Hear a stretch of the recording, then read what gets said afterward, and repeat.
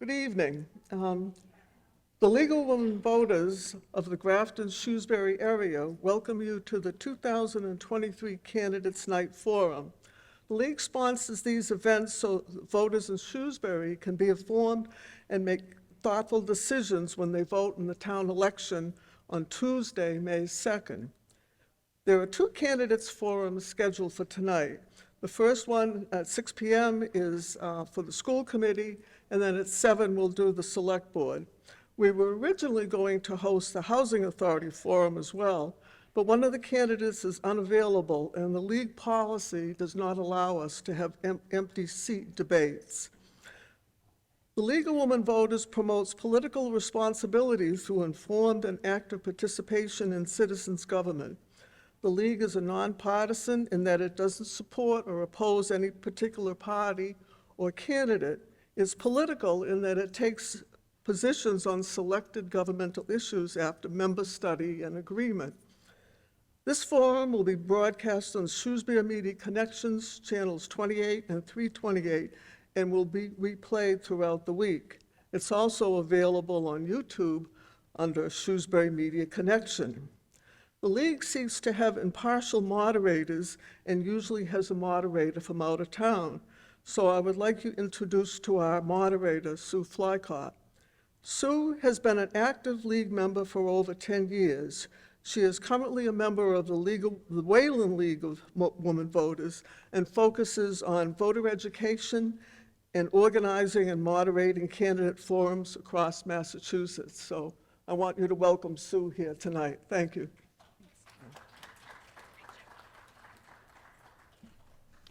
Hello, everyone. It's my job to go over the ground rules so that everyone is aware of the rules we're going to follow and to introduce the candidates.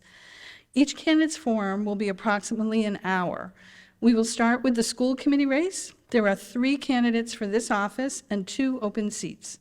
School committee members serve a 3-year term.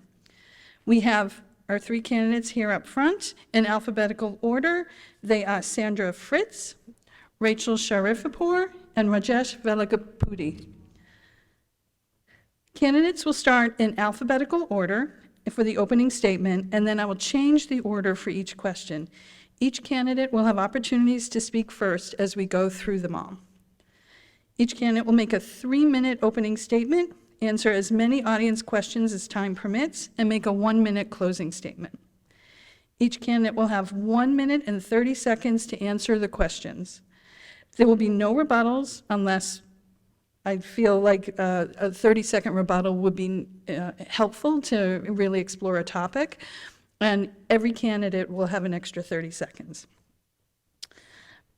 Each candidate answers every question, so we don't take questions that are targeted to one particular candidate. Kathleen, our timer down front, who also introduced me, is seated here, and she will hold up signs showing the time left and when the candidates should stop speaking. We are on a tight schedule, and we will need all the candidates' cooperation in following the time limits. The first question will be from the League, and it was sent to candidates in advance. The remaining questions will be from you, the audience, and they will bring them up to me to read. Audience members were handed orange index cards on their way into the room. If you have a question for school committee candidates, please pass your cards to the aisle for our League volunteers, Colleen and Karen, to collect. So you can just hold it up if you have a question. The green cards, which you might have also seen at the, before you came in the auditorium, are for the select board forum, which will follow this one.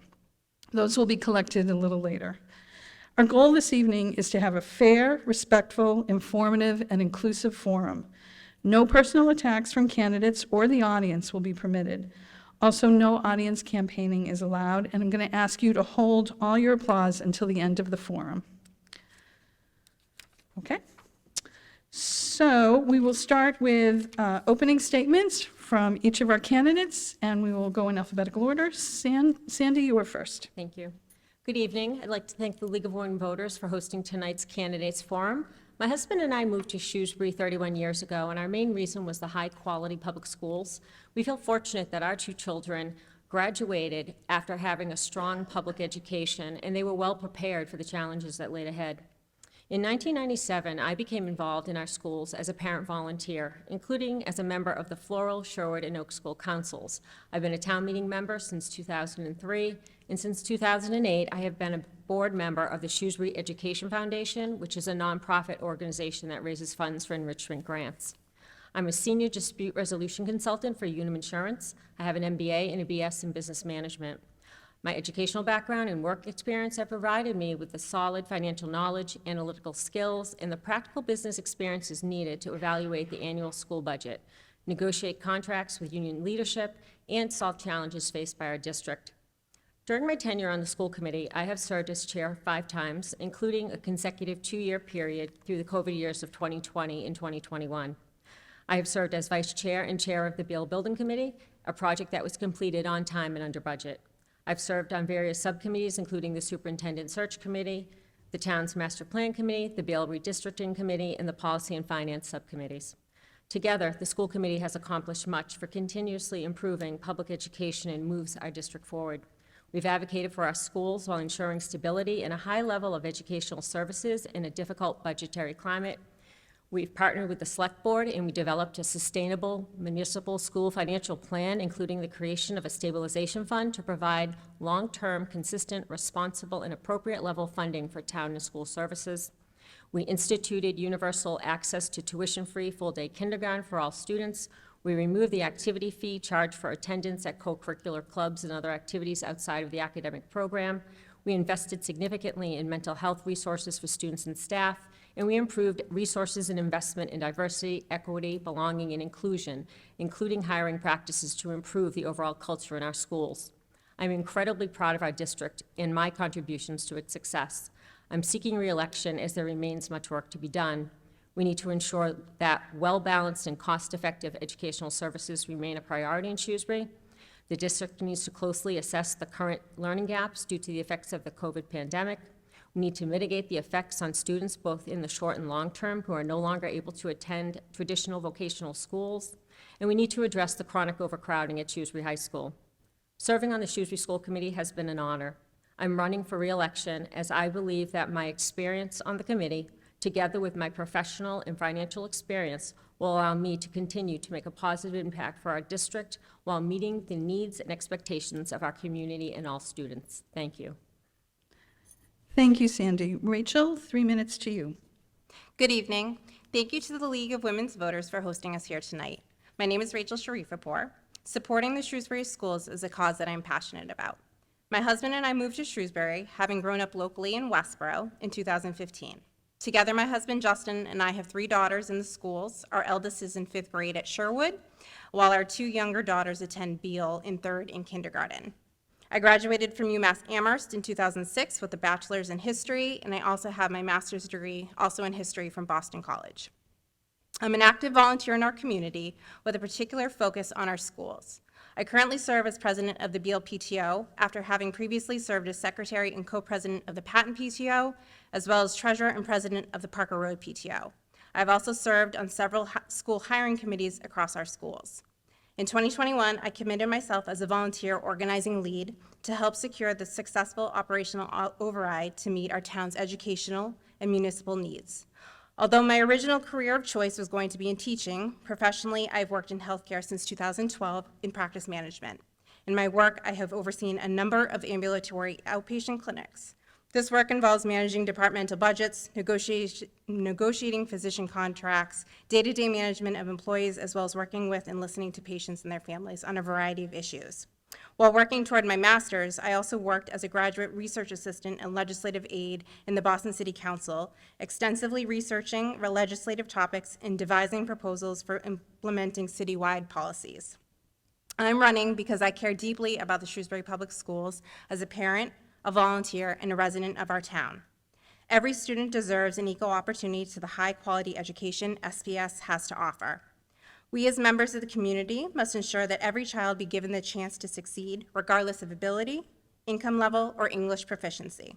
We must work together to eliminate inequities in student performance, and we must work together to ensure that the mental and emotional health needs of our students are met.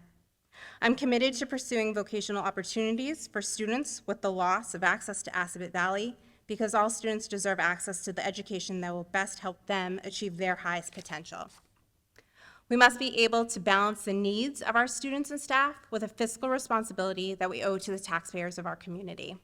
And lastly, but certainly not least, our students cannot thrive unless the staff of our schools are supported to the fullest extent possible.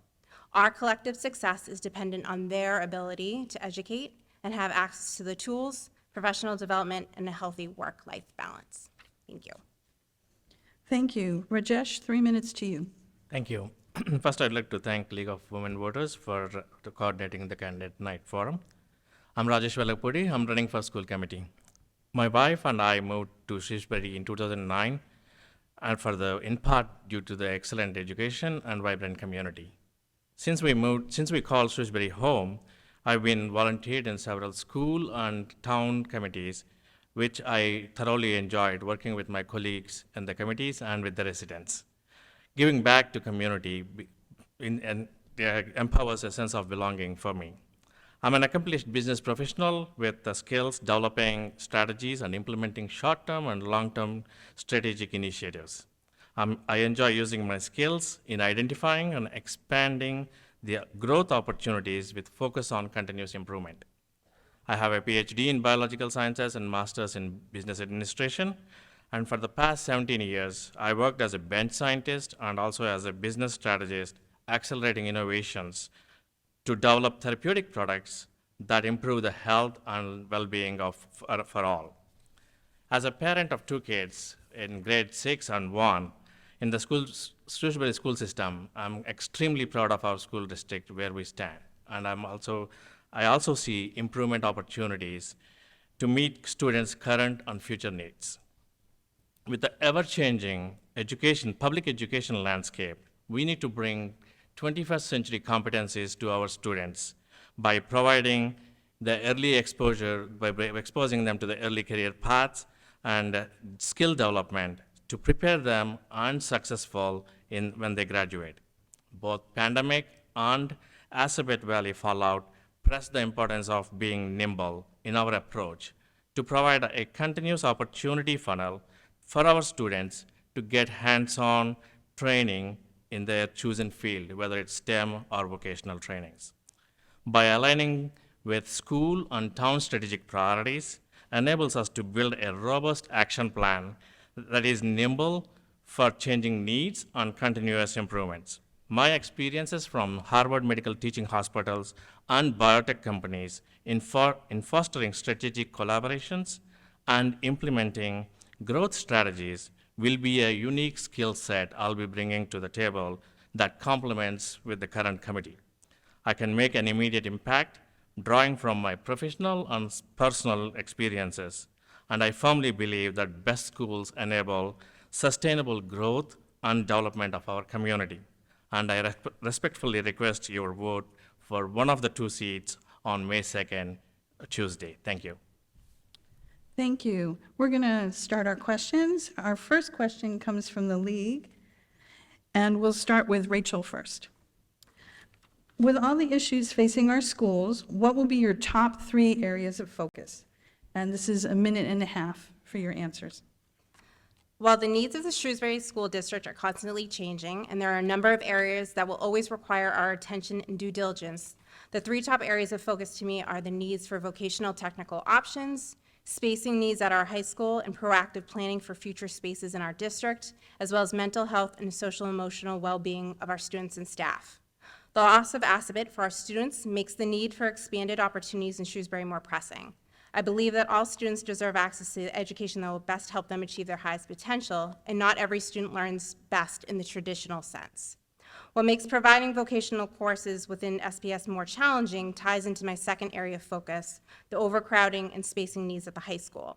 We currently are hovering right about at 100% space utilization of the high school, and considering our enrollment projections going forward, this problem is not going to lessen anytime soon. Our ability to add new courses or programming, vocational or not, is severely limited by the building spacing constraints. Thirdly, we need to remain committed to providing mental health and social emotional support to our students and staff. One of our strategic goals is the enhanced well-being of all, where we need to remain committed to promoting staff and student wellness, strengthening our social and emotional learning, and enhancing behavioral supports and interventions. Thank you. Rajesh, the question to you. Thank you. Over 100 students who anticipate to leverage the skills, leveraging the hands-on training at the vocational schools, lost that opportunity. That became a priority, and that we are proposing some alternative temporary mitigation efforts by working with the local community colleges and leveraging the Pathways to Innovations program to create that funnel for our students. Students can earn transferable skills by doing the STEM and vocational internships at the local collaborative partners. And the second most important, pandemic intensified the mental health outcomes in our students. Around 38% felt they're sad or hopeless almost for 2 weeks. That is very critical to bring back sense of belonging back in our students and help them to achieve full academic excellence. And the third one is space constraints, as we all see that high school is limited in capacity in offering, so giving that, leveraging financial support from external sources so that we can minimize the impact on taxpayers and also build or develop a plan roadmap to make that the more space available at high school. Thank you. Thank you. Sandy, the question to you, 1.5 minutes. Thank you. The three top issues facing our schools today are: one, closing the learning gaps due to the effects of the COVID pandemic in a manner that is data-driven and timely to make up for educational losses that occurred due to the disruption in learning services, especially in the area of student literacy.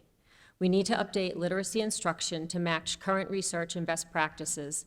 In the fiscal year 24 recommended school budget, we have made strategic investments in this area, including a reading specialist at Sherwood and 2 at the elementary level. Second, we need to mitigate the effects on students due to the loss of access to vocational and technical high schools and limited career technical education options. This includes providing opportunities within the traditional public school operations, as well as partnering with businesses, higher education, and traditional trade opportunities for those students who desire career and technical experiences so that they can explore their varied interests and gain classroom and hands-on experience. And finally, we need to address the chronic overcrowding at the high school, which is resulting in diminished educational programming to meet the needs of our students. Unfortunately, the current high school space does not allow for the addition of any new courses or academic opportunities. The school committee and the select board recently voted unanimously to submit a statement of interest to the Massachusetts School Building Authority for grant funding for the design and construction of an addition to the high school. There is no commitment to the town by submitting this SOI, but it is the first step in a solution to the overcrowding issue. Thank you. Thank you. So we'll start our questions that have come from the audience, and Rajesh, you're going to go first with this one. The winners of the school committee race within their term are likely to face discussions on revisiting the agreement made between the select board and the school committee regarding stable funding for municipal and school budgets. How do you see yourself contributing to those discussions? Good, thank you. So an honest and open dialogue that is with the select board, ongoing conversation with the select board based on what we have agreed. There's a set number of budget increase over year that is already in place with 4.2% to maximum 4.75%. So I'll be working closely with the select board in communicating the needs of the school and also to understanding the priorities that town has in the rest of the town development. So it's mostly one-to-one ongoing keep conversation that is more open and bringing the school needs ahead of the town select board. Thank you. Thank you. Sandy, the question to you next. Thank you. When we look at spending, we always have to look at every dollar that we spend in our school budget because every dollar, every penny is crucial. And even with the override and the stabilization fund, we still have to make sure that we're being prudent with every dollar that we spend. So as we move through this 5-year agreement with the Board of Selectmen, we will have to keep in contact with them, which we do. We have two meetings. We meet once a month with several members of the Board of Selectmen and town manager, as well as the superintendent. So we're constantly monitoring the budget. We're constantly monitoring the needs of the district and the needs of the municipal services as well. So it's an ongoing conversation. It didn't stop when we finished our agreement. It's been ongoing, and that's something that we would continue to do as we reach the end of that and look at the needs of all of the services within the community. Thank you. Rachel, a minute and a half to you. The passing of the override in 2021 was such a huge thing for both the town and the school. It opened up opportunities within the school for us to do more things, and it also opened up opportunities within the town. I think that it's important to have open and honest communication between the school committee and the select board. I think that the work has been started, and I think that there are quality people on both the school committee and the select board where you can continue to have these open and honest conversations. I think transparency, what is needed at the schools, and what is needed and what is not needed. I think that prioritizing is important as well. And those are things that I'm happy to be a part of with communication and transparency. Thank you. Thank you. All right, our next question, Sandy, you go first. With the loss of the ability to send new Shrewsbury students to the Assabet Vocational High School, what ways do you see yourself contributing to filling this gap? As a school committee member, currently, one of the things that I have advocated for strongly is that we need to provide experiences in-house and outside of the school, and we need to think outside the box on that.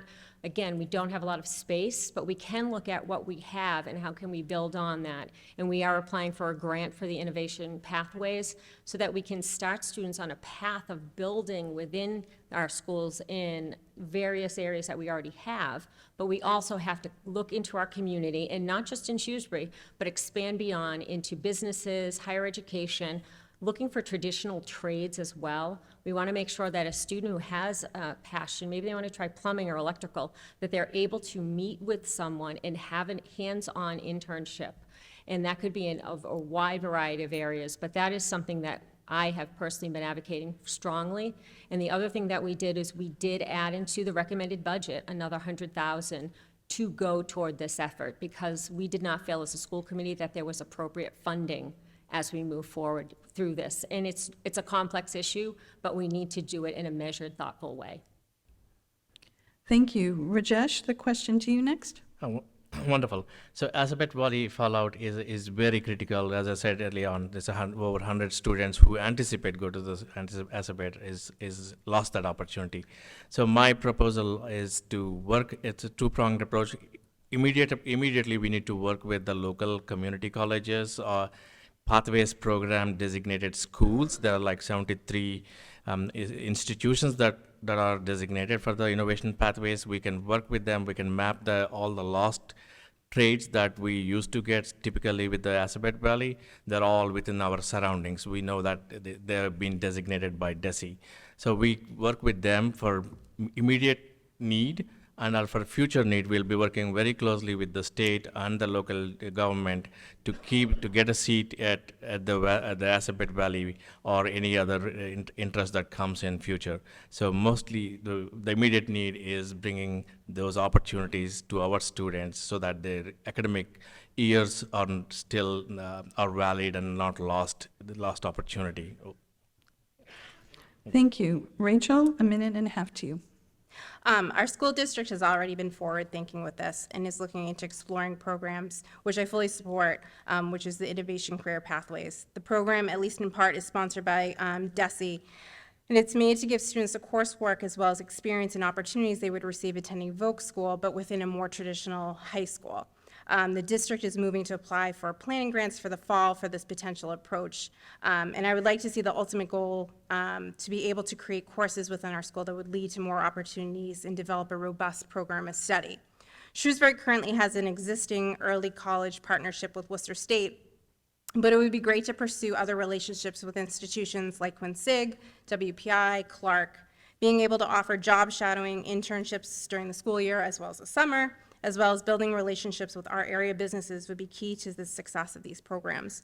We have many opportunities around Shrewsbury. We have Selco, we have car and truck repair shops, HVAC, other small trades, small businesses that we could partner with hands-on training.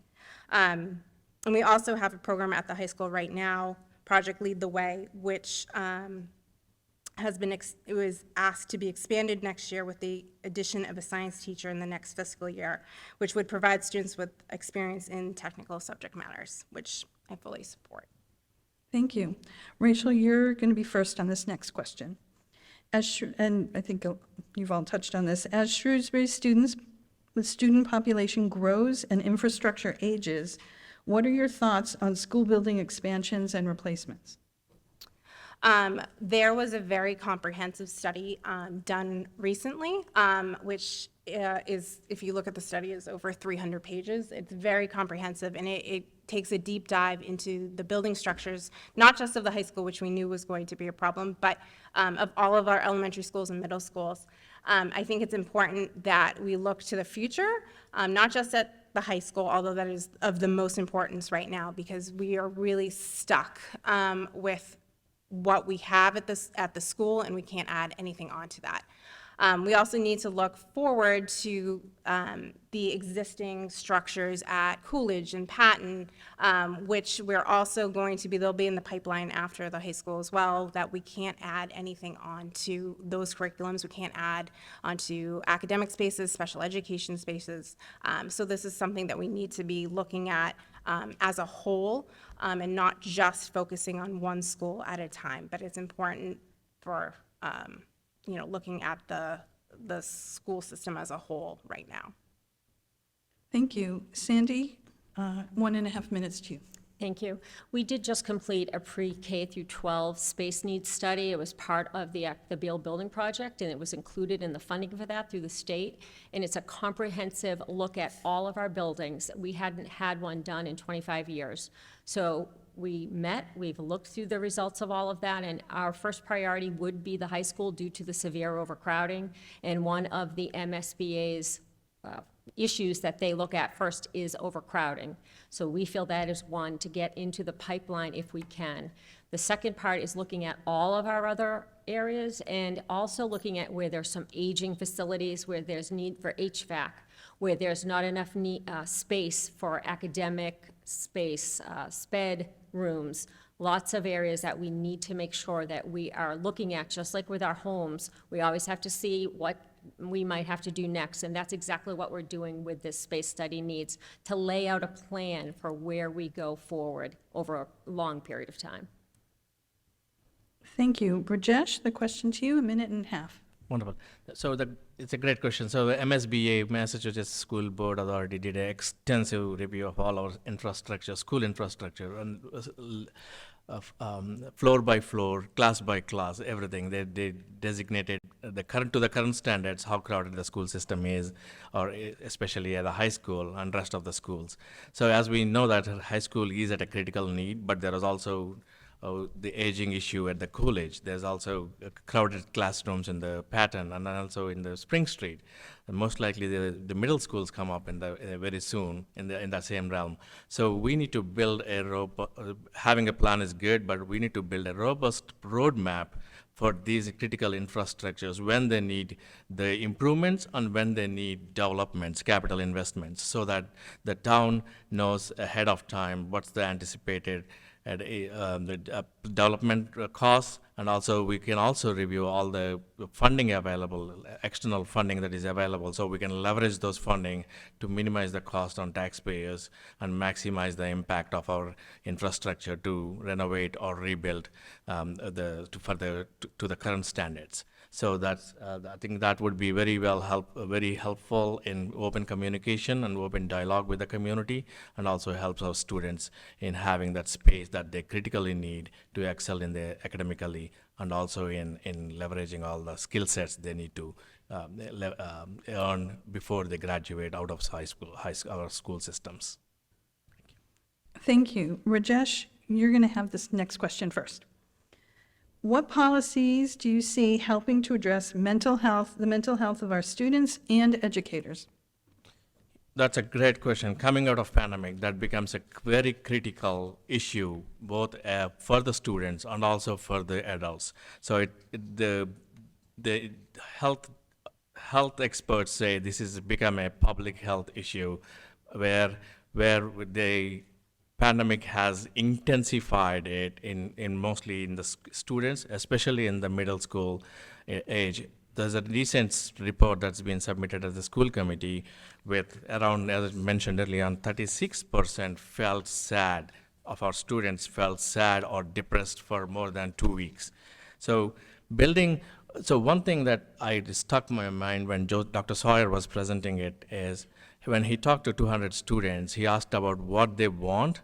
They asked this, the one simple word they said is connection. They want to connect with a grown-up and express what they're feeling. So that connection is very critical. Either it's a parent, it's a teacher, or a peer, whoever is in the close proximity, having that conversation, having that help will be the very critical in giving that sense of belonging to the student. And also, we have also, the school system also recruited a good addition of all the counselors, helpers, mental health experts into the system. So I am confident that it will help us in moving in the right direction. Thank you. Thank you. Rachel, the question's to you next. It's very important to make sure that the mental health and well-being of our students and staff are taken care of. And thanks in part to the operational override from 2021, the Shrewsbury Public Schools has done a tremendous job investing in our mental health and counseling department. Just in the last year, the district added an adjustment counselor at Oak, 2 adjustment counselors at Shrewsbury High School, 2 district-wide clinical coordinators, a district-wide social worker, and a director-level position. The department now has over 35 staff that work hard together to be the support that our students and staff need. They also work closely with various partners to strengthen social, emotional, and behavioral health support available to our students in schools.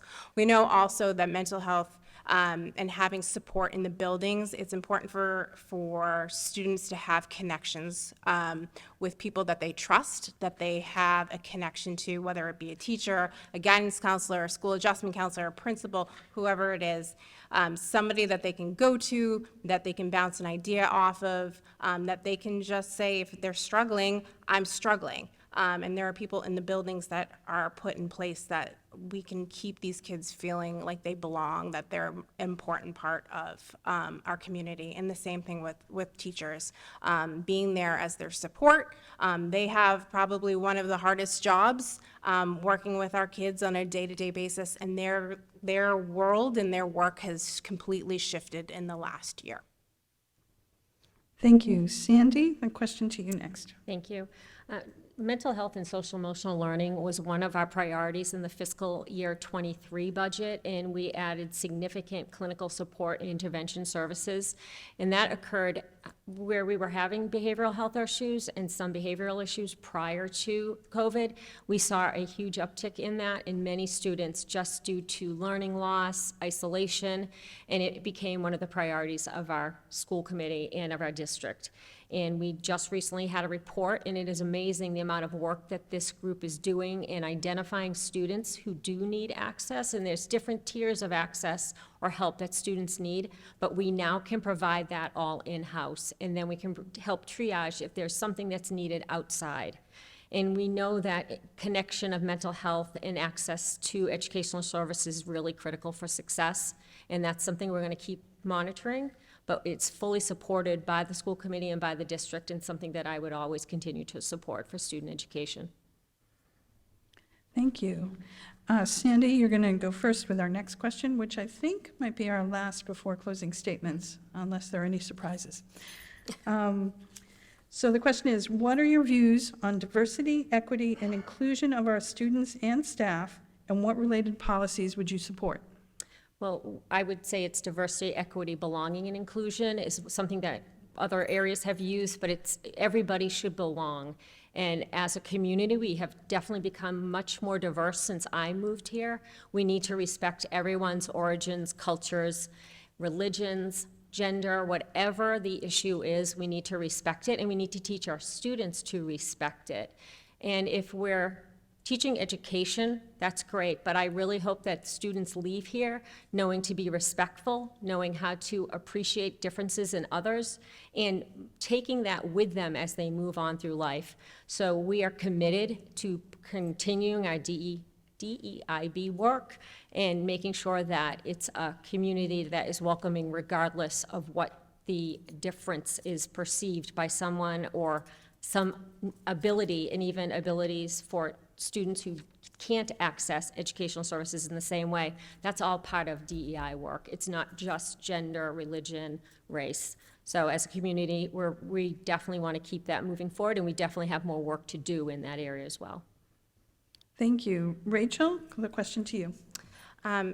The work that's been done around DEI has been so important, not just within our student population, because there is that sense of belonging and feeling that they're part of the community, but also amongst the staff that we have as well. There's been a lot of work that's gone into teacher diversification and the hiring of new staff, both teachers, paraprofessionals, substitutes. There's been a lot of work in how the district advertises jobs.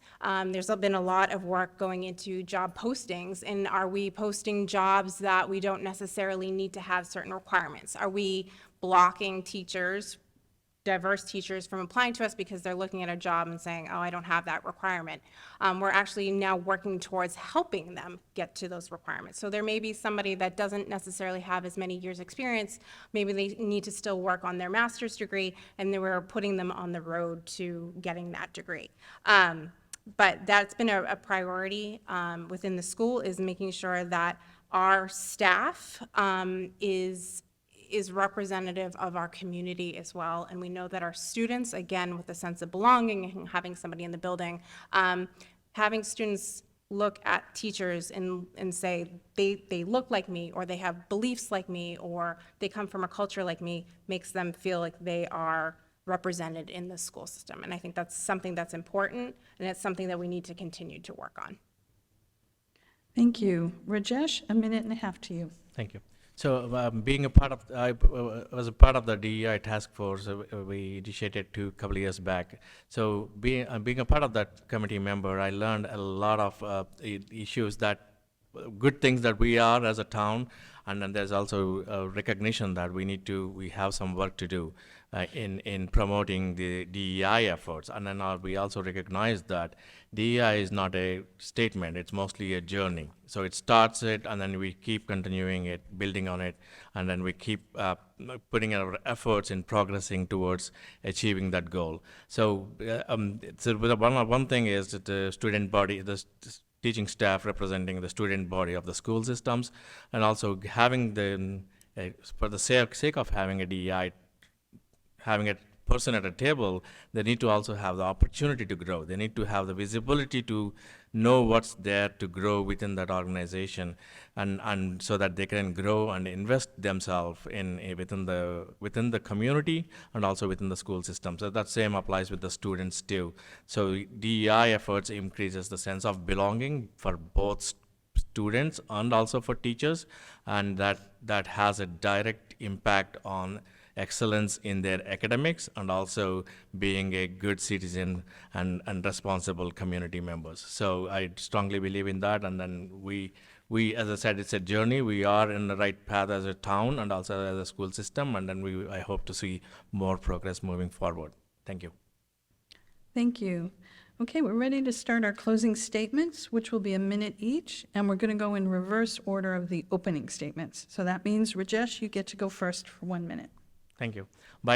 So as you said, that we have 3 important main priorities. That is mitigating the risk from the exacerbate fallout, increasing sense of belonging in our students, addressing the critical needs of the space constraints as a critical aspects in front of our school committee. So by working closely with school and town leadership, residents and voters, caregivers, building consensus on areas for immediate improvements and planning for long-term developments, I can make an immediate, as I mentioned early on, impact drawing from my professional and personal experiences. Less crowded classrooms enable students to interact better with teachers and peers, improving belonging and academic excellence, academic outcomes. And I also strongly believe in best schools enable sustainable growth and development of our community. And I respectfully request your vote for one of the 2 seats on the school committee on May 2nd. And thank you for for joining us here. Thank you. Rachel, 1 minute to you. I want to thank the League of Women Voters again for this opportunity here tonight, as well as I would like to thank my fellow candidates, Rajesh and Sandy. I'm not seeking this position for political aspirations. I'm a parent, I'm a volunteer, and a community member that cares deeply for our schools, the staff that work in each of the buildings, and our students. School committee is such an important piece of town government, and while they are tasked with very many things, their key focus is on overseeing policy, budget, and performance of our superintendent, as well as supporting families.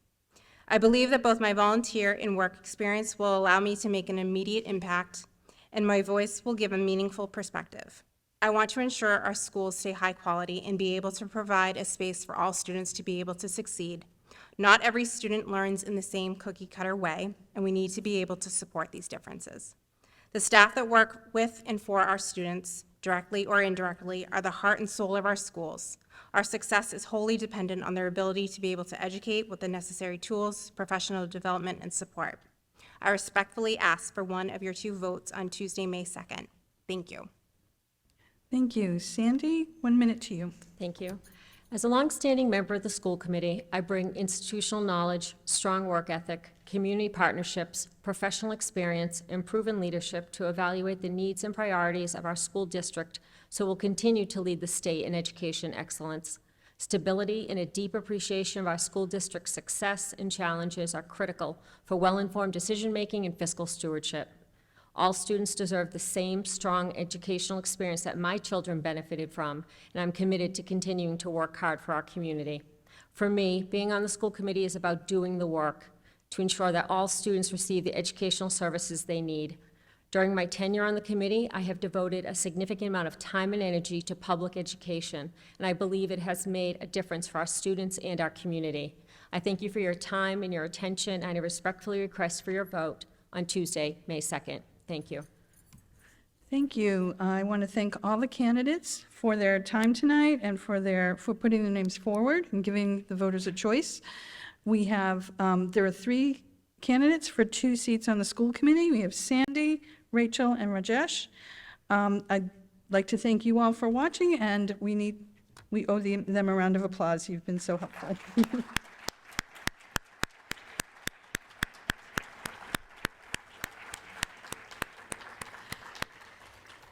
We're going to take a little break before the select board forum, so you'll have a few minutes to get up and wander around. If you have any questions for the select board, there are green cards out in the hallway, and please be sure and hand them in. Thank you.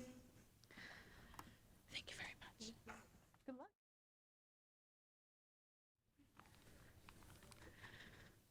Okay, thank you. The select board is the second candidates forum this evening. There are 5 candidates for 2 open seats for this office. Select board members serve a 3-year term. We have 5 candidates in alphabetical order. They're James V. Brown, Beth Cassavant, who's the incumbent, Siobhan Costello-Weber, Carlos A. Garcia, and Rajesh Uppalapati. Unfortunately, James V. Brown was unable to attend tonight as he is out of the country. He has submitted an opening statement, which I will read on his behalf. Candidates, the way the forum will run is candidates will start in alphabetical order for the opening statement, and then I will change the order with each question. Each candidate will have opportunities to speak first as we go through the questions. Each candidate will make a 3-minute opening statement, answer 1 question from the league, and then as many questions from the audience as time permits. And then there'll be a 1-minute closing statement. Each candidate, for the questions that we'll be asking both from the league and from the audience, they'll have 1 minute and 30 seconds to answer each question, and then we'll see about rebuttals as we go along if there's need for more discussion between the candidates. Each candidate will answer each question. There will be no questions directed at only one candidate. Kathleen, down here in front, our timer, is seated seated by the piano, and will hold up signs showing the time left and when candidates must stop speaking. Since we are on a tight schedule, we want to hit as many topics as possible. We will need all the candidates' cooperation in following the time limits tonight. The first question is from the league and was sent to the candidates in advance. The remaining questions from the audience will be read by me. Audience members were handed green cards, index cards on their way into the room.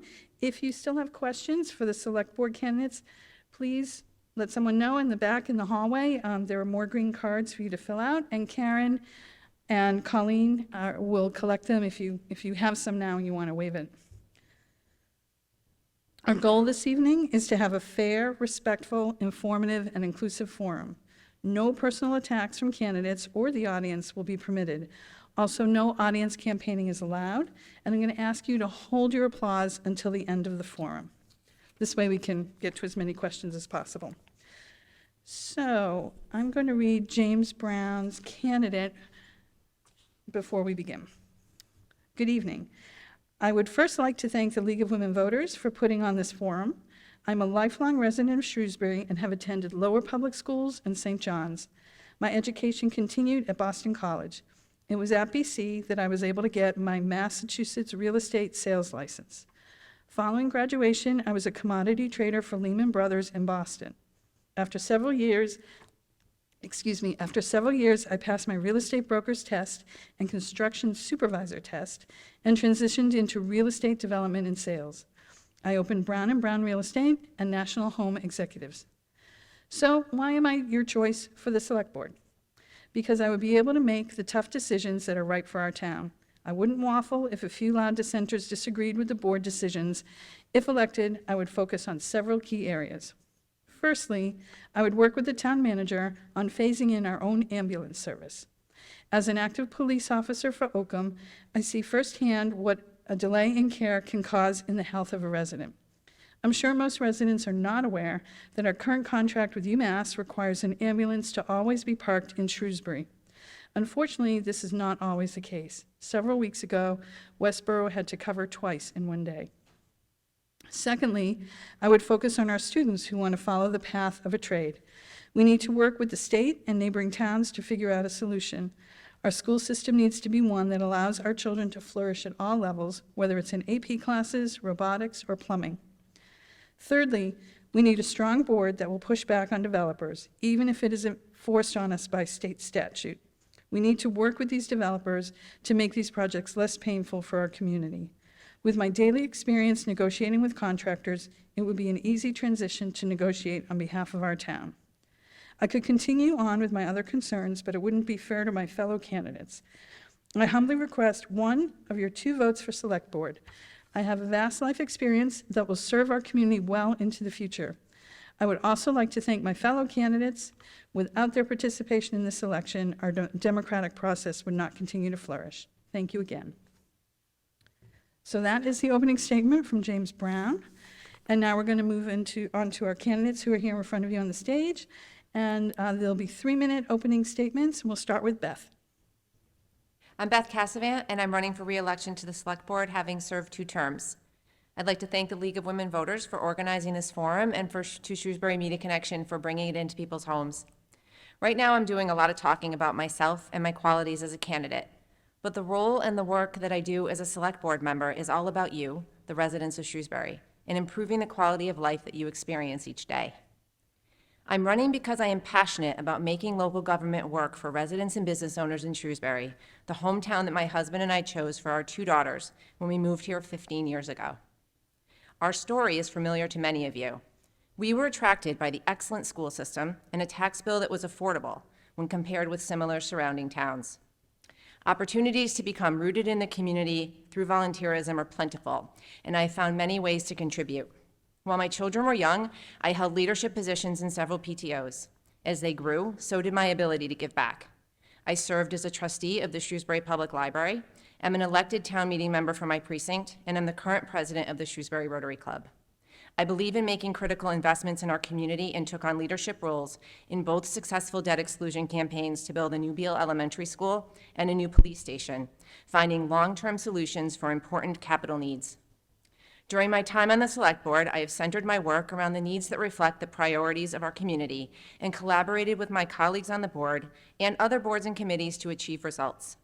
I have focused on long-term financial planning to bring stability to our school and municipal budgets, recognize the need to make water infrastructure improvements to ensure that our drinking water supply is safe and reliable for all, address the impacts of the pandemic on mental health through increased funding for Shrewsbury Youth and Family Services and the addition of a mental health clinician to our police department staff, and promoted the use of American Rescue Plan Act funds to improve the accessibility and offerings of our parks.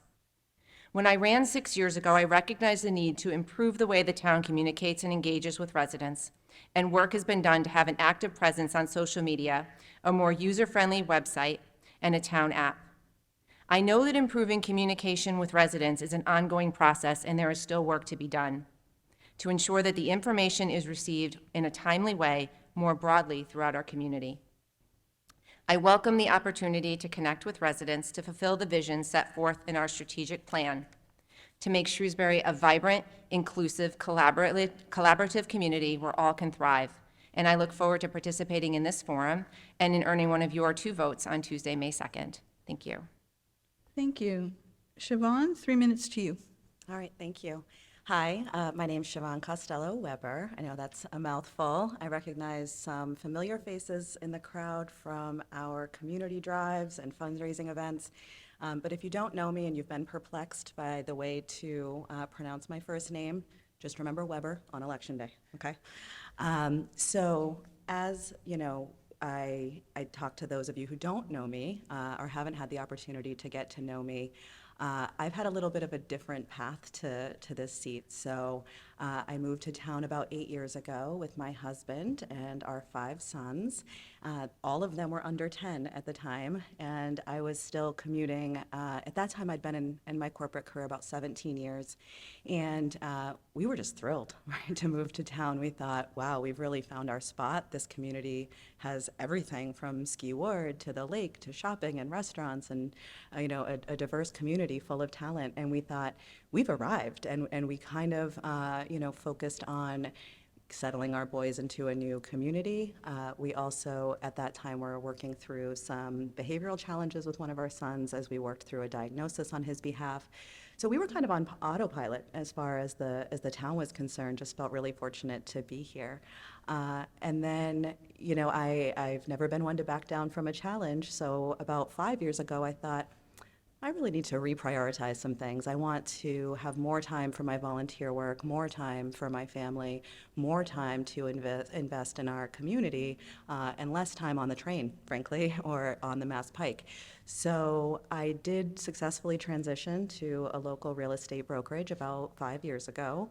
And about 2 years ago, I think it was 3 days after I qualified, I took and passed my real estate broker exam. And it's really that experience, as great as a foundation as my corporate career has given me, it's that experience with the community and the time it afforded me to get into more volunteer positions. I have a spot on the board that I'm very grateful to serve on for a local nonprofit. I'm a court-appointed advocate for children in foster care, and it's really that transition to real estate that freed me up to do that, but also to be in the day-to-day lives of the people in our community. I see some fellow agents out in the crowd, and no 2 deals are the same. No 2 constituents and clients or citizens, taxpayers are the same either. And really reflecting back that voice and, the voice of what I would call a regular person who's maybe had a non-traditional path to this seat is really the whole reason I'm running. And I hope to bring that independent, critical thinking and that passion for community engagement to serve our town. So I respectfully ask for one of your 2 votes on Tuesday, May 2nd. Thank you for having me. Thank you. And Carlos, 3 minutes to you, please. I first want to thank the League for putting this together and giving us the opportunity to share our visions with all of you. I also want to thank SMC for broadcasting and recording this forum, and I want to thank all of you for coming out today to listen to us. I'm Carlos Garcia, and I'm running for Select Board in Shrewsbury because I believe that community should be at the forefront of all of our conversations and decisions. I've had the honor to serve our community and local government, first as a town meeting member since 2017, and now as the Vice Chair of the Finance Committee. Local government impacts us every day, and I believe that my years of municipal experience, my thoughtful approach to the issues, and my personal story will be an asset to me on the board. My mom and I moved to Shrewsbury when I was 5 years old on a Section 8 housing voucher because she knew that moving me here would lead to bigger and better opportunities than she had growing up. I'm a proud product of our public schools, and I'm proud to say that I'm the first in my family to graduate from high school. After that, I went down the road to Assumption College to earn a bachelor's degree in psychology with a minor in political science, and I'm really proud of that educational foundation that I received here in the public schools in Shrewsbury and also at Assumption because it ultimately led to where I am today, which is the Massachusetts Attorney General's office. I'm also proud to share that my mom became a first-time homeowner here in Shrewsbury in 2015, fulfilling one of her childhood dreams, and opened her own small business here in town a few short years later. I highlight these parts of my life because they're not only my family's personal success stories, but they're Shrewsbury's success stories too.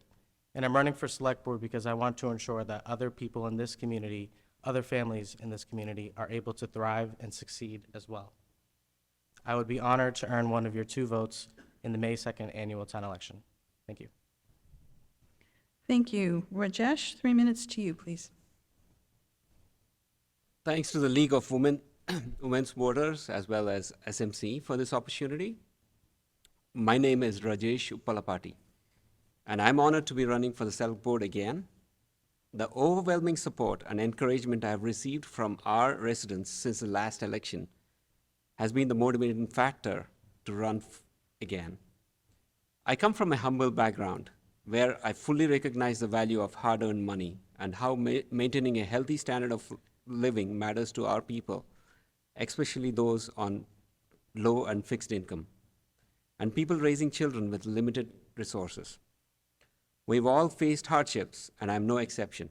However, I've studied the problems our town faces today and couldn't see myself sitting in my home and doing nothing about it.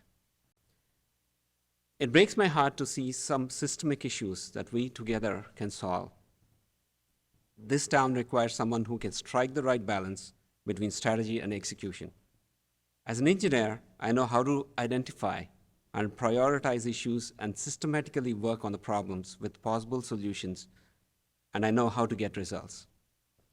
Following my election campaign last year, I've been working on an artificial intelligence-based solution that can help protect our children, teachers, and police officers from threats such as gun violence in schools and other enclosed places. I'm excited about the potential of this product and to make a real difference in our town, and I'm committed to making our town the first enabler of this technology.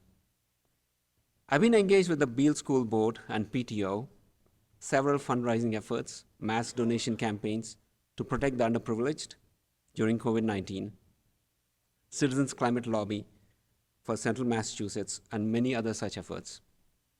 On a personal side, I'm a proud father of 2 beautiful girls, and I'm blessed to have a wife who's the pillar of my strength. With a Harvard School management degree and engineering background, I have every intention to serve Shrewsbury with the use of science and technology to make a significant difference for all of us. I hope to bring new perspectives and ideas to the Select Board Committee in order to help our town Shrewsbury to prosper and thrive. As a well-known leader once said, progress comes from caring more about what needs to be done than about who gets the credit. If elected as a member of the Select Board, I wish to foster a culture that embraces that approach and mindset. Thank you. Thank you. So we're going to start our questions now, and the first one comes from the League, and it was sent to the candidates in advance. So candidates, you'll have 1.5 minutes to answer this question, and we'll start with Siobhan first. With all the issues our town faces, what will be your top 3 areas of focus? Yeah, it's a great question. And as I go around town and I knock on doors and I talk to all kinds of people, I've been asked that a lot in a very solution-based kind of way, right? What are the first three things you're going to do?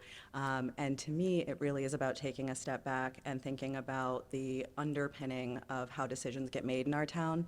That's really what brought me here and what I think my specialized skill set can offer as a counterpoint and as a complementary skill set to what the board has now. So when I think about decision making holistically in areas of economic and physical development, for example, I think about the fact that there are certainly vulnerable areas of our community or segments of our community that are disproportionately impacted. When tax rates shift or adjust, or when property values go up. But the truth is, I own a home in this town. I'm a taxpayer in this town, and we've all seen the effects of inflation in our grocery bills, and we've seen the effect of our increased property, values in our annual tax bills. And I would say that that's, value for money is really a critical component, and that's done through not just executing a strategic plan, but prioritizing key initiatives within a strategic plan. Embedded within that, I think, are certainly working with our school committee and fellow select board members to create that path that we heard so many folks on the school committee talk about for a VOTEC or a trade occupation. And then lastly, I would say it comes down to fulfillment of quality and fundamental town services, right? Are those happening reliably, or are they not? Thank you. Beth, the question's to you next. 90 seconds, please. Thank you. The top three issues facing our town are subjective and depend on who you ask. In my conversations with residents, affordability rises to the top along with development, and in my mind, the two are intertwined. Demands for no more building, especially apartments, competes with people saying it's getting harder to pay their taxes, and if they were to sell their home, they have nowhere to go. Affordable housing options are lacking in Shrewsbury, and large-scale multifamily housing projects are seen as a drain on our resources. As a select board member, I work to find balance, manage the challenges posed by 40B, and seek ways to mitigate the impacts of development rather than try to futilely attempt to prevent growth. We have one of the top performing housing authorities in the state.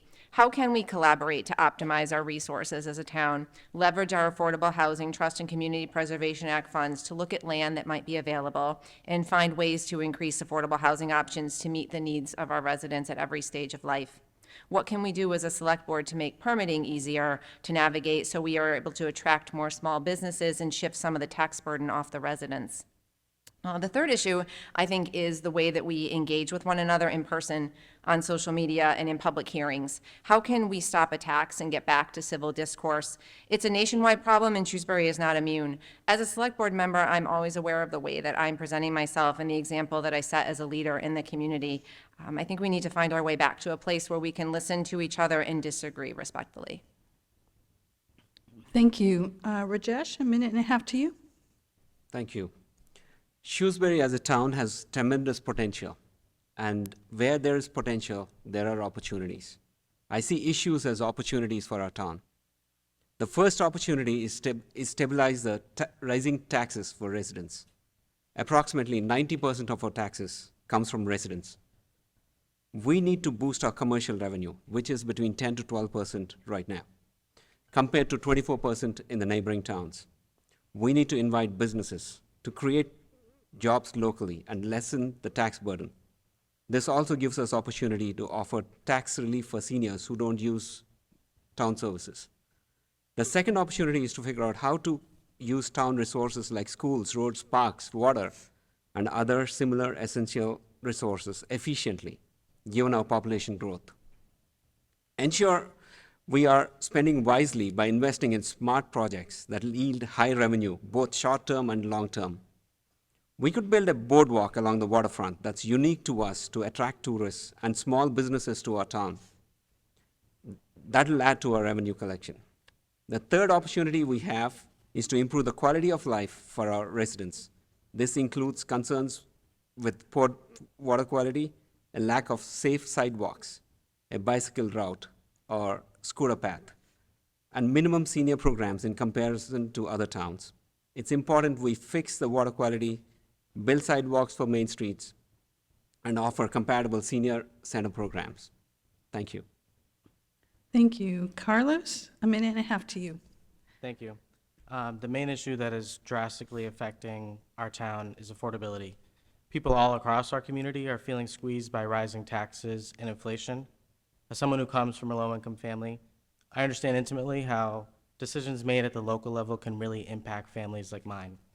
If we want to ensure that Shrewsbury is a welcoming community, we need to do all that we can to help our residents, like expanding our commercial tax base and expanding relief for those who need it the most, like our seniors and those with disabilities, our veterans, and low-income households. The second issue, and it's related to the first one, is on development and housing. Our town is growing rapidly, and that growth certainly leads to challenges in our public services since the growth is outpacing our ability to keep up. One of the main reasons why we continue to see 40B developments pop up around town is because we're not meeting our 10% affordable housing mandate that the Commonwealth, from the Commonwealth. Right now, we're having it around 6.4%, and I want us to make meaningful progress towards that 10% so that we can have more control over development in the future. And lastly, I think that another major issue in our town is communication with and from our local government. Although I've seen an improvement in this area, I think we need to do more to disseminate information to the residents and bring more people into the process earlier on so that everyone feels that their voice is being heard. So, thank you. Thank you. Our next question will go to Carlos first. The winners of the Select Board race within their term are likely to face discussions on revisiting the agreement made between the Select Board and the School Committee regarding stable funding for municipal and school budgets. How do you see yourself contributing to those discussions? Thank you for the question, and certainly as a Finance Committee member, I've been a part of many meetings and public hearings about our budgets and actively listen to the concerns that are raised by our town manager and our town staff during our budget hearings. And I want to make sure that when we're talking about overrides or any override questions in the future, that we remember that these decisions aren't imposed on the people. These are decisions that are thought about and are decided on by the voters of the community. With the last override, I was really happy that we approached it very differently. We created the Override Stabilization Fund, which offered us budget stability for the next few years, and I think it will continue to offer us more stability in the years to come, but we will have to revisit that. And I hope that we continue to use that Override Stabilization Fund and the agreement between the Select Board and the School Committee as a model moving forward to give the community more confidence in the decisions that we're making at Town Hall and at Town Meeting. So, certainly that's a concern on many people's minds, but I think having open and honest conversations about the needs of our community is something that we need to continue doing, and happy to be a part of that as a member of the Finance Committee and a town meeting member. Thank you. Rajesh, question to you, a minute and a half. Thank you for the question. I think going forward, we will have two opportunities for us as we go through our high school expansion project, as well as the vocational school that we need to create for our kids, because Marlborough is not taking us anymore. So these two will come to the board no matter what, and we need to resolve them amicably. We need to make sure our taxes don't increase with each of these projects. So my proposal is to bring in more business, as I mentioned earlier, increase the commercial tax revenue to 24%, and make sure that pays for our next generation educational requirements. I would also try to propose making the vocational school a much more inclusive one, where we could also teach our kids the next generational tech skills, such as those in artificial intelligence, that of robotics, or even, scientific with, something like gene therapy. So these are the skills that matter the most in the future. And this is what we need to go towards. And I don't mind sitting with a discussion with the school board. Of course, it has to be a collaborative effort here to make sure we are solving this problem once and for all. Thank you. Thank you. Siobhan, a minute and a half to you. Great, thanks. So I think that, I'm going to talk about priorities again, and I'm going to talk about decision-making again, because we can't take even, school budget in total isolation. As you heard people on the school committee comment earlier, it's all interdependent, and there's one pot of money, and it comes primarily from the taxpayers of this town, and how it gets parsed out through our finance committee and to fulfill against our objectives is a key component of how successfully we can move forward. So I actually am in agreement with, sharing more of the load with our commercial partners. I think that is a delicate balance. We want to encourage growth, and we want to encourage investment in our town, and we don't want there to be prohibitive barriers to doing that. Having said that, we are already full of fantastic talent and small business owners in our community today who can help, I think, creatively problem solve some of the issues that we're having. Another thing that I don't hear too many people talking about right now, and it goes back to proactive decision making and asking the hard questions early, so we don't find ourselves in an emergency override situation saying, we have a school that we can't open, everybody open up your wallets, right? So I think at this point, we really have to think about how affluent our town is becoming, and what does that do, if anything, to the levels of our state aid that are expected. If you look at our finance projections over the next few years, we're expecting our state aid to stay constant. I'm not sure if that's the case. So we need to creatively problem solve and leverage the talent in our community, of which there's a tremendous amount, to think about ways that we can, as some folks on the school committee said, if it's with regard to VOTEC education, partner with our small business owners, leverage our town assets so that we are making our strategic partners work hard for us and hold our vendors accountable. Those are the ways in which we spend our tax dollars efficiently and get the money that we need to spend in other areas that are priorities for our town. Thank you. Thank you. Beth, a minute and a half to you. Thank you. Prior to the override agreement of 2021, our town was continually facing a structural deficit that threatened our ability to ensure stable funding for our schools and municipal departments.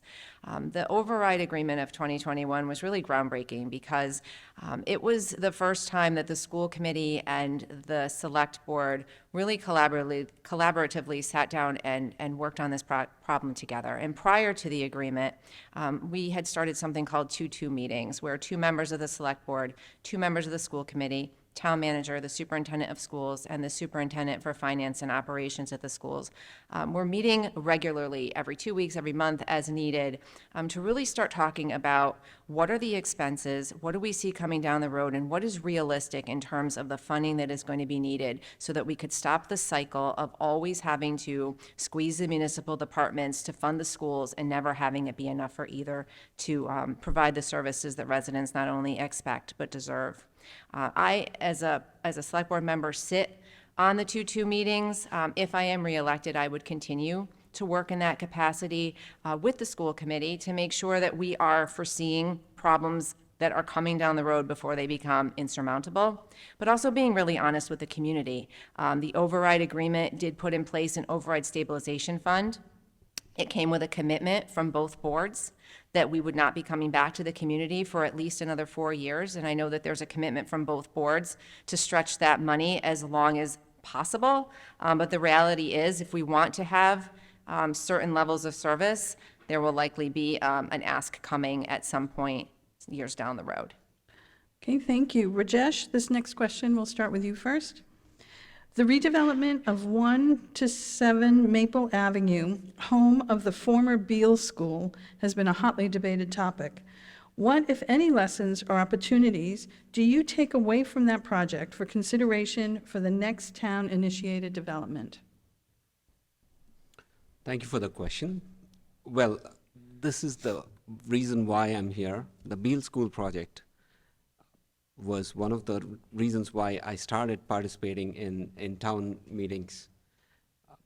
We went there protesting the Beale deal to start with last year, and I made an attempt to be at every meeting since then. And the fact is, we have fairly been successful in reducing the number of units as well as restructuring the deal.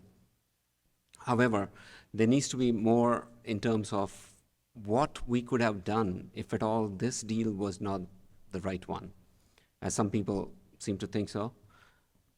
We could have multiple things at the 4 acres. 4 acres of town property right in the middle could have served us as a platform for open space, as well as have things such as skating rinks that were suggested, as well as a town community center where everyone could come together during winter or summer holidays to celebrate holidays as well as other things. We could have used used it as a rental facilities for small parties. We could have generated that income, and I sincerely think that the projected income right now would be enough to even support the kids at that Thank you. particular. Thank you. Thank you. Carlos, a minute and a half to you now. Thank you, and certainly that question on 1 through 7 Maple Ave is the hot one of this cycle, but I think that we should really take this as a learning experience for all of us. I hope that moving forward, folks continue to be involved and engage with local government and be involved earlier on in the process so that their voices and their concerns are heard earlier on. As a member of the Finance Committee, I can say I am disappointed whenever we have public hearings that are very sparsely attended or attended by the same folks.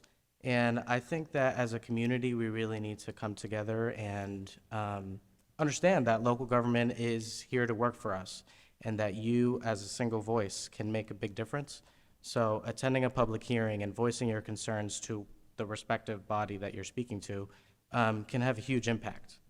I attended all the planning board meetings where this proposal that was referenced in the question was addressed and brought up. And I was there as an active, thoughtful listener listening to the concerns of community members and the planning board to make sure that the developers were listening to what was being said. And I certainly don't love the plan, but I'm happy that they came back with a proposal that did take some feedback from community members. It's a plan that is smaller in footprint. For example, there's a unit configuration that will reduce the number of school-age children. So I think that proves that the public hearing process works and people need to be involved. So thank you. Thank you. Beth, to you next. Thank you. Shrewsbury's master plan identifies the town center as an area for transformation and a focal point for bringing the community together through social, economic, cultural, and civic activities. My vision for the town center is shaped by the feedback received through public forums, surveys, and community meetings held on the topic, and the desire to rekindle the vibrancy of our town center and move beyond the vacant storefronts. The former Beals School parcel offers a unique opportunity to jumpstart the revitalization of our town center. While many decisions are about generating revenue, the intention with this parcel was not to sell to the highest bidder, but instead to look for a project that would achieve the vision of the master plan and the town center visioning study. The project was competitively bid, and with over 70 individuals or companies requesting the bid documents, we know it was widely seen. It's not uncommon for one entity to submit a bid, especially in a situation where a developer is not able to strictly build what will bring the most revenue for them.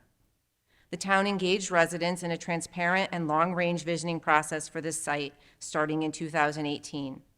I voted for this project, and I'm happy with the modifications that were made during the planning board process. I still believe that the project will be a catalyst for bringing vibrancy back to the town center. However, in retrospect, I recognize that people were not or may not have had the information that they needed in enough time to have their voices be heard. And that is something in an area where we need to do more work and we need to be better in the future. Thank you. Thank you. And Siobhan, question to you. Okay, 90 seconds won't nearly be enough. So, community engagement works both ways, right? So, a website that's beautiful and digestible is wonderful. That's a one-way communication, as is a newsletter, as is any kind of dispensation of information, right? What that kind of information does not do is close the feedback loop, and that's what we saw, underlying everything to do with this reuse project. I think calling it a reuse project's a little bit interesting, right? In this environment where construction costs and frankly demolition costs are through the roof, it's unclear to me why we would be looking to construct new when we have so many options for reuse. Having said that, I do think that what this experience has shown us also is that there's a key difference between compromise and real negotiation. And you can come, to a majority consensus without actually making a strategically beneficial decision.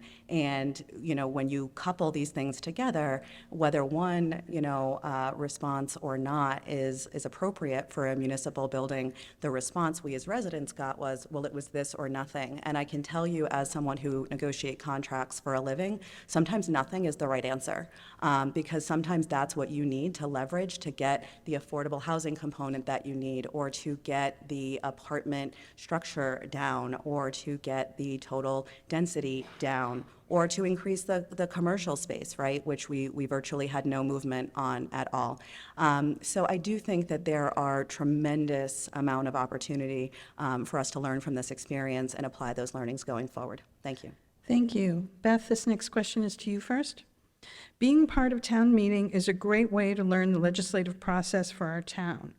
Can you tell us if you are currently a town meeting member, and if not, what you've done to learn about our town's government and processes?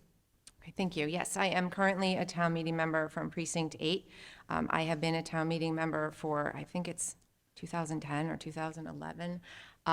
And it is an excellent way to learn more about your town government, but not just town meeting, it's also going to the meetings prior to town meeting, right? Public hearings that are held by the Finance Committee on warrants, articles, tuning into Shrewsbury Media Connection, taking the time to subscribe to their YouTube app, and everything, every meeting, every public interaction is there for people to listen to and understand what's happening in our local government, but also being accessible as a town meeting member to the people in my precinct, making myself available as I'm out in the neighborhood, talking to people about what issues are important to them, makes me a better town meeting member, because sometimes I'm asked a question and I don't know the answer to it, and then I have to go and find that information. And again, that only helps to educate me further. I'm always learning new things as a board member, as a town meeting member, and it is really a rewarding experience that I would love to see more people take advantage of. Thank you. Rajesh, the question to you. Thank you for the question. I think town meeting members have to engage themselves more than what we are doing at the moment. I see that most of the town meeting members are not available during a meeting, and we want to drive that, the participation levels. We want to make sure more interest is there in becoming town meeting members. I have been going around in my own community and encouraging people to sign up for town meeting members. People got encouraged last year. The number of write-in candidates increased. And I believe right now we are almost at par with what is required per precinct. And that's good. That's good to start with. However, we need to do more. We need to drive them to the meetings as well, make it more interesting. I mean, when we come to, how these town meeting members are presented in SMC, some of the beautiful ideas that came out, beautiful thoughts that came out were, why don't we have notes on what was discussed? Why don't we have at the end of the meeting, so that people don't have to hear the whole 3 hours to get a view of what exactly they wanted to hear. Also have, bookmarks of where exactly what issue was discussed in the 3 hours. So these are some of the steps that we need to collectively take. Thank you. Thank you. Siobhan, the question next to you. Great, yeah, so, I mean, as citizens of humanity, right, I think our learning experience is never over, right? We are hopefully always on the path to continuous improvement for ourselves, for our community, and otherwise. So this has been a tremendous experience, actually.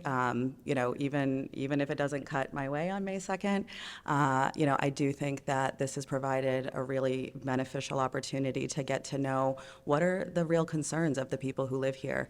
You know, and I know what mine are, but, you know, are they echoed? And it turns out they are.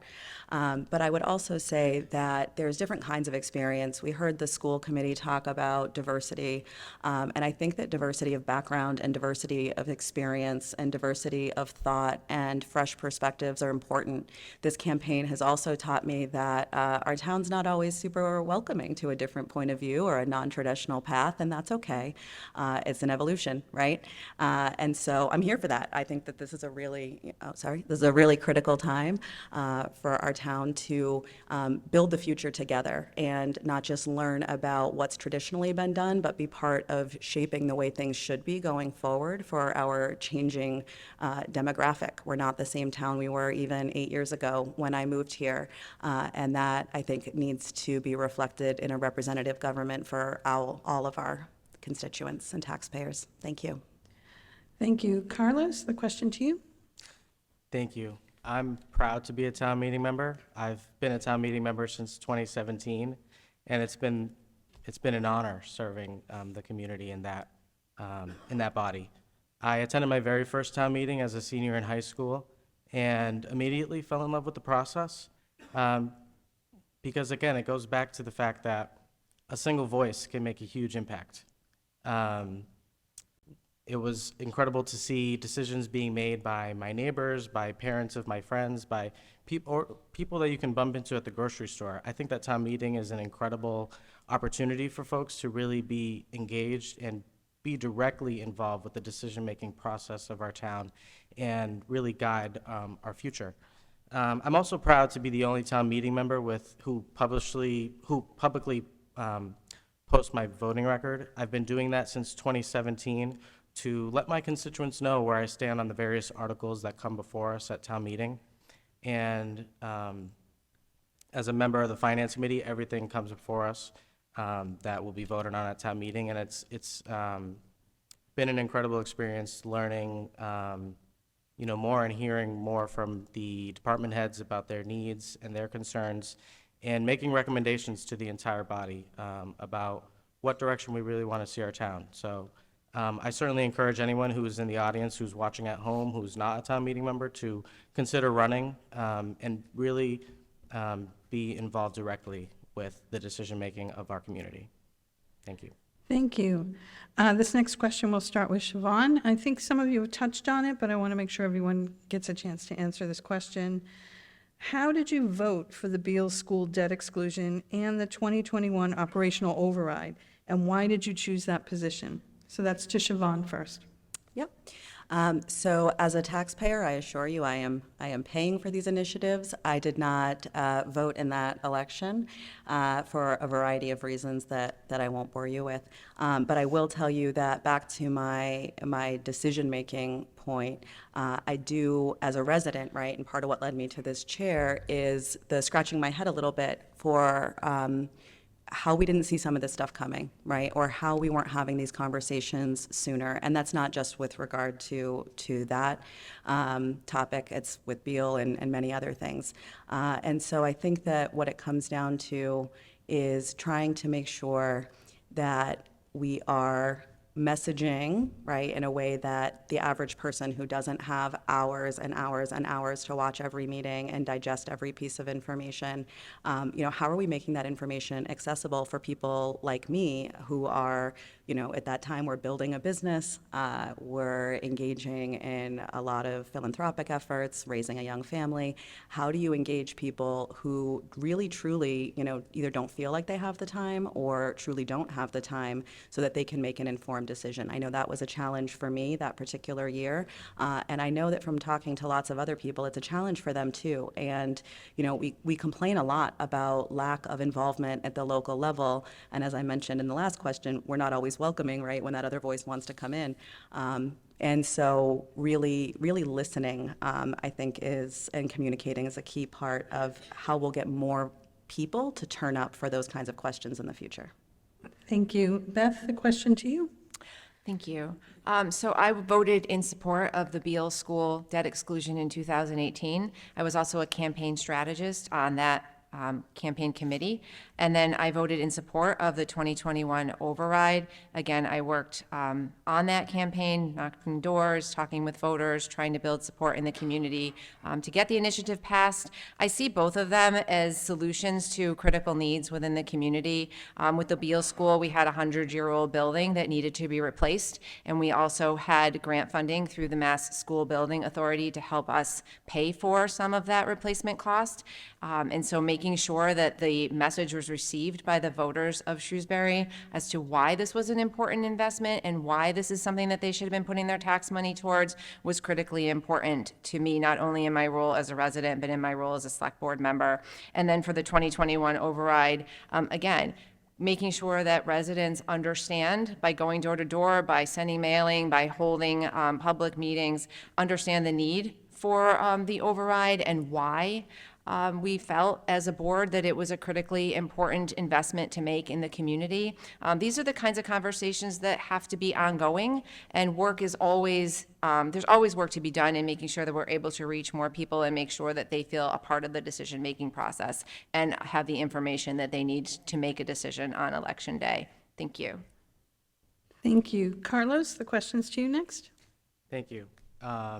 And thank you for the question. Voting in local elections is extremely important, as is evidenced by the questions, by the 2 ballot questions that were referred to in the question.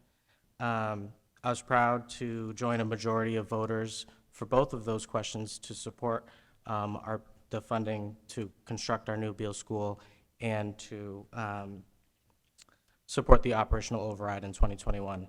Those 2 ballot questions were critically important to make sure that we're educating our students and also that we have the resources necessary to provide the excellent services that our community has come to expect. I was proud to be a campaign volunteer for both of those ballot questions because I saw the need as being very drastic, and I think going out in the community and talking to voters and talking to residents about why these 2 ballot questions were extremely important is something that I really value and will certainly continue to do moving forward, because I think talking to people face to face about the challenges of our community and how they can help us get through the challenges that we're facing is extremely important. So certainly encourage anyone who is watching this again to stay active and continue being an active member of our community and vote in our municipal elections. Thank you. Rajesh, a minute and a half to you. Thank you. Thank you for the question. That was, I think, the first election right after I took my citizenship. So that was a milestone for me. I voted a yes for the override because it was a very important, a very critical investment for our community to get that fund to start the Beal School. The override was very important. I should also tell you that hopefully that'll be the last override we will take as a collective, engaged citizens here, as collective engaged citizens, because I want to make sure we don't get to pay any of the overrides anymore by bringing in more business, making sure we get enough commercial. Our town has been lagging behind for the last few years now. And we need to make sure we rank 12 among the 14 towns that were compared as per the report. So that's what we want to change going forward. However, such critical investments are required for our town to make sure our investments towards education, as well as creating the next generational programs for our kids, is very critical for us. And I would ensure that this will never stop going forward. Thank you. Thank you. This next question is to Carlos first. How are you going to make sure diversity and inclusivity are pillars in town? I really appreciate the question. As a person of color, diversity, equity, and inclusion is extremely important. I also think that generational diversity is important too. It's been an incredible experience on this campaign trail, talking to so many high schoolers who've reached out to me who have said, you know, Carlos, I'm inspired by your campaign and want to get more involved and want to be an active member in our local government. And I think that we should all be proud of that because it shows that there are young people who really want to step up and be a part of the decision-making process, especially when a lot of these decisions are impacting them. Diversity, equity, and inclusion, I'm glad that we have a standing committee on this now that will offer solutions and offer recommendations for us moving forward to make sure that we are making progress in our efforts to become a more welcoming community. And, you know, I'm thankful that the select board previously created the task force that led to the committee, because I think that there's been a growing need to make sure that we are welcoming of all voices and that we're bringing in all our community members in the decision-making process, and also just making sure that they're feeling welcomed out there in the community. So 100% fully committed to DEI efforts in our town. Thank you. Siobhan, the question to you. Great, thank you. So I think that, you know, for me, it comes back to holistic decision-making, that, you know, 1 + 1 = 3 kind of thinking. Where can we get the most value in return for our time, energy, money?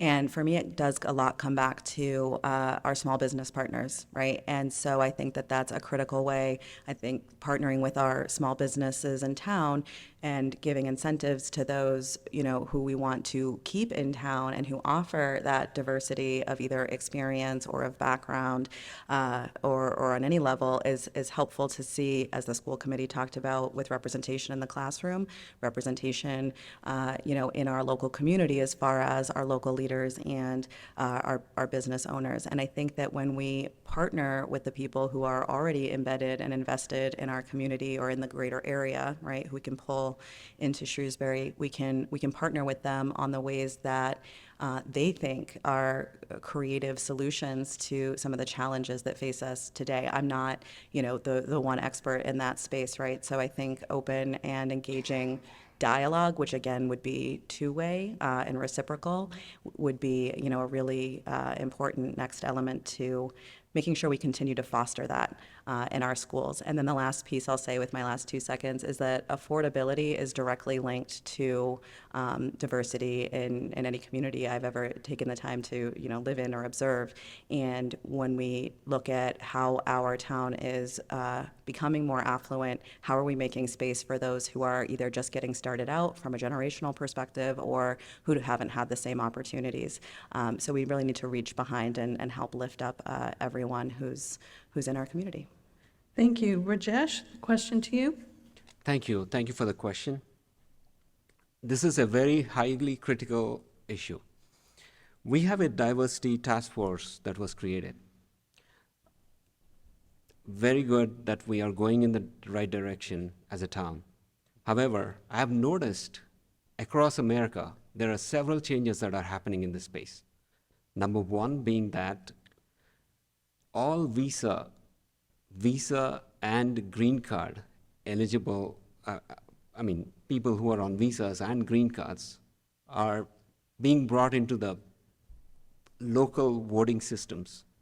As long as they are owners in that particular town, house owners in that particular town, we should make it a mandate for them to be able to participate in the elections. This has come up across several towns in California as well as New Jersey. Why don't we do this here? This is a new thought, of course, for Massachusetts. However, I would like to initiate this process of making sure all the ones on visas as well as green cards also become eligible to vote. And I think that will bring in more of the population into the political stream. Thank you. Thank you. And Beth, to you. Diversity, equity, inclusion, and belonging work needs to be embedded in everything that we do as a local government. 6 years ago, when I first ran and sat at a forum similar to this, when I looked out at the audience, I did not see the diversity that I see here today.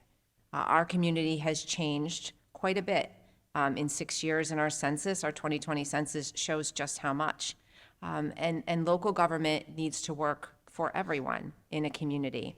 Our vision statement in our strategic plan says that Shrewsbury is a vibrant, inclusive, collaborative community where all can thrive. And for that to happen, there needs to be ongoing efforts around DEIB at the local government level. We started with a task force in 2020, which was the result of a request from a group of citizens after the murder of George Floyd, and it was a wonderful place to start. The task force focused primarily on issues related to race, but diversity goes beyond race, and we recognize that as a board. We worked very hard as a select board to train ourselves in DEIB and also create a commitment statement to set the tone for where we want our local government to be around this issue, and also created a standing DEIB committee, which is now well underway and working to create events for our community so that we really can live up to our vision in our strategic plan in being an inclusive community welcoming to all. Thank you.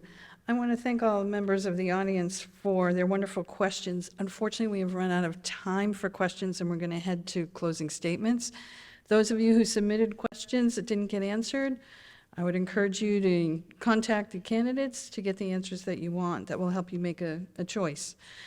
So we're going to move into closing statements, which will be 1 minute each, and we're going to go in reverse order from the way we started, which means, Rajesh, you are first. 1 minute to you. Thank you. Instead of calling this a closing, let's call it a beginning of a new era of economic welfare for Shrewsbury, a beginning of enhanced medical services, a beginning for better education system for Shrewsbury. After taking a close look at our resources, I felt, why can't we offer our residents a boardwalk and attract businesses and tourists to generate revenues? Why can't we have an education system with an improved student-teacher ratio and environment that is secure? Why can't we attract research centers? I say we can, and if we come together. If you are ready for the change, I'm ready to bring this to us. I may not be an eloquent speaker, and English is not my first language. However, I'm committed to serve this community and want us all to succeed together to usher into a new era where there are no boundaries based on race, religion, and sex, but just based on merit and new thoughts. I am Rajesh Uppalapati, and I respectfully request your vote in order to bring about the changes that our town deserves. I'm hoping you'll give me a chance to succeed. Thank you. Thank you, Rajesh. Carlos, 1 minute to you, please. I again want to thank the league, the audience, and each of the candidates for this discussion. Having grown up in a low-income household for most of my life, I know firsthand the impacts that local decisions have on families like mine, and that is why I will work to find more opportunities to provide relief for those in this community who are struggling the most. While serving on the Finance Committee, I've gone line by line through our budgets and have advocated for much-needed investments in areas such as our public safety, our public schools, and our public infrastructure. And as a Select Board member, I will continue to advocate for investments in our community that will enhance our quality of life. Public service is in my blood.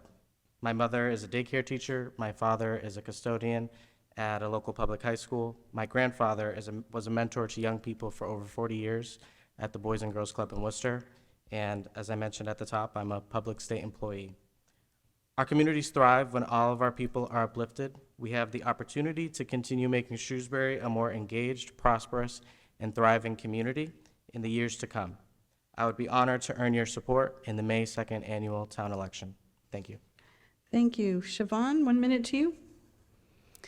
Thank you. I would like to just reiterate, thank you for having us here tonight and giving us the chance to talk to all of you about our respective positions.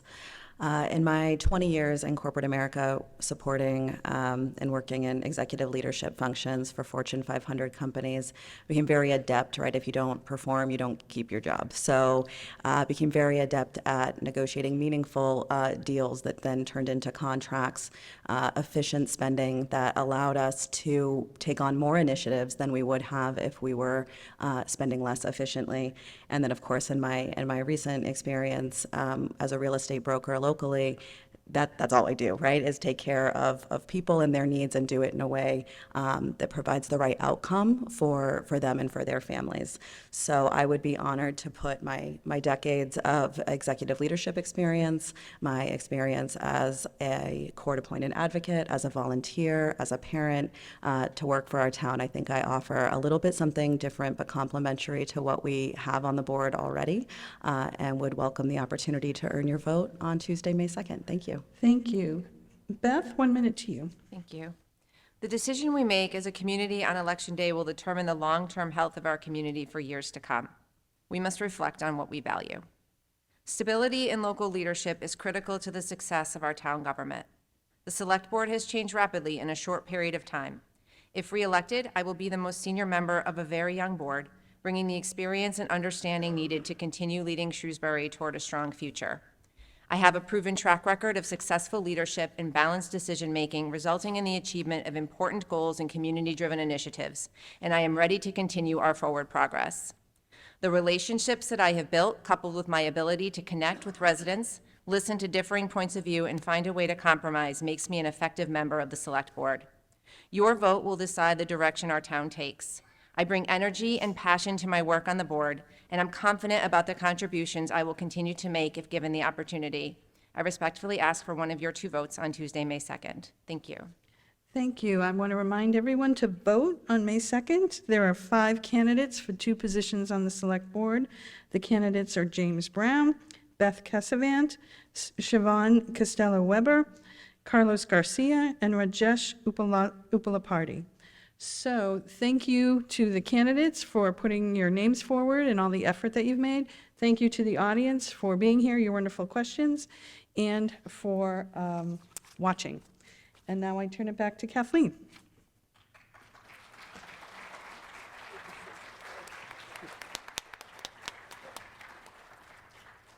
Thank you, Sue. I want to thank our moderator, Sue Flycorp, and to the candidates and the school committee and the select board and the audience for your attention, your attendance and questions. In addition to these 2 races, you'll be voting for Housing Authority and trustees of the public library, and 1/3 of the town meeting members that are up for re-election. The League of Women Voters members that were organizing this forum tonight are Colleen Corbett, Karen Nelson, Jason Molina, and I'm Kathleen Cohane. We also want to give thanks to Greg Marceau, Ellis Marceau, and Mark Serra for helping organize and tape this tonight. Election Day is Tuesday, May 2nd. The polls are open from 7 to 8 p.m. Check with the town clerk's office if you need information about absentee balloting or voting by mail. I want to remind you now that democracy is not a spectator sport, and it's very important to go vote on Tuesday, May 2nd. Thank you very much. Thank you for our candidates. Yeah.